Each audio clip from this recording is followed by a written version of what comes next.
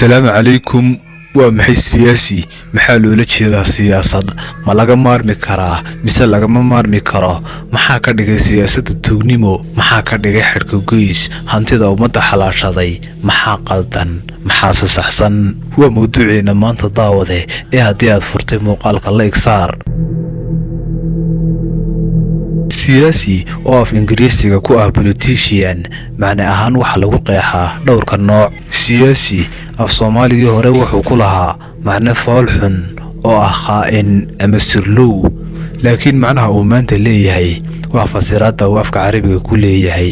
oo ah qof sameeya arrimaha guud ee dadka badan ka dhaxeeya siyaasi waa qof isku xilqaamay maamulka iyo maareynta bulshada si guud waa kaalmeeyaha kuwa dhiban oo ay ka mid yihiin masaakiinta xamaalatada garab raratada dadka baahiyaha gaarka ah leh sida indhoolayaasha dhagoolayaasha curyaaminta iyo guud ahaan bulshada oo idil siyaasiga dhabta ah waa ka aan seexan jeero uu ummadiisa seexiyo waa ka aan wax cunin jeero ay ummadiisa u cunto waa ka aan nasan jeero ummadiisu ay nasato waa ka aan xaragoon jeero oo masaakiintu xaragoto siyaasi afafka qalaad ma aha khiyaano iyo sir ee waa qof hibo maskaxeed u leh inuu ka doodo ama uu u shaqeeyo waxyaalaha dadka guud ahaan ka dhaxeeya waa ka u doodo mar walba danta guud waa mideeyaha shacabka si siman oo cadaalad leh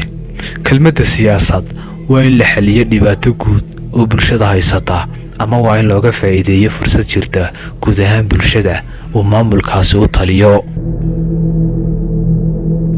haddaba maxaynu inagu ka Soomaali ahaan u naqaanaa siyaasi dhanka Soomaalida waa toog waa afminshaar waa khaa'in waa xirka goys waa ibiyaha danta guud waa ilaaliyaha dantiisa gaarka ah waa doodaha qabiilkiisa waa xaaraan cune aan gaban waa shakhsiyad aan cidna ixtiraamin waa qof alle aan aqoon waa shakhsi xaaraantu ay xalaal u tahay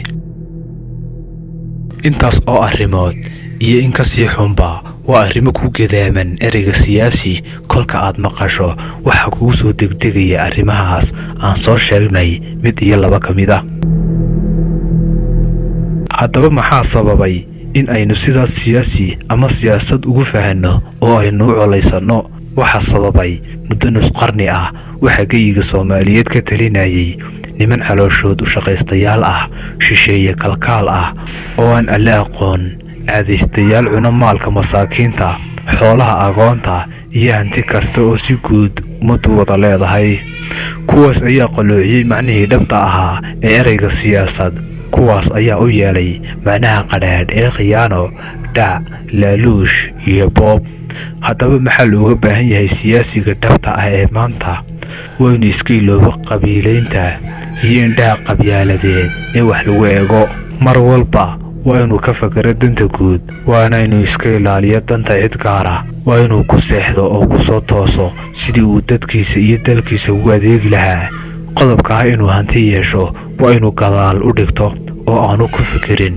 inta uu xilka bulshada u hayo waa inuu xasuusnaadaa inuu bulshada xil culus u hayo oo uu yahay kii u adeegi lahaa waa inuu iska ilaaliyo nasasho iyo faakahaysi indhaha uu wax ku arko waa inay noqdaan kuwa qaran oo waa in ayna noqon kuwa qabiil xilka uu hayaa inta uu doonaba ha leekaadee kol haddii uu xafiis dowladeed ku kalaho waa inuu arrimahaas oo dhan xasuusnaadaa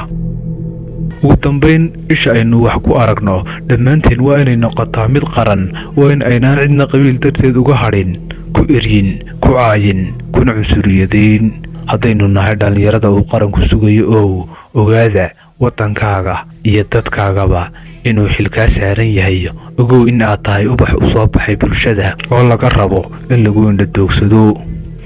allahayna siiyo siyaasiga dhabta ah hana ina waafajiyo waddada xaqa ah qalbiyadeenna ha ka dhigo kuwo u midaysan diinta dalka iyo dadnimada qabyaaladu ha dhacdo oo qaranku qiimo ha yeesho qabyaaladu ha dhacdo oo qaranku qiimo ha yeesho qabyaaladu ha dhacdo oo qaranku qiimo ha yeesho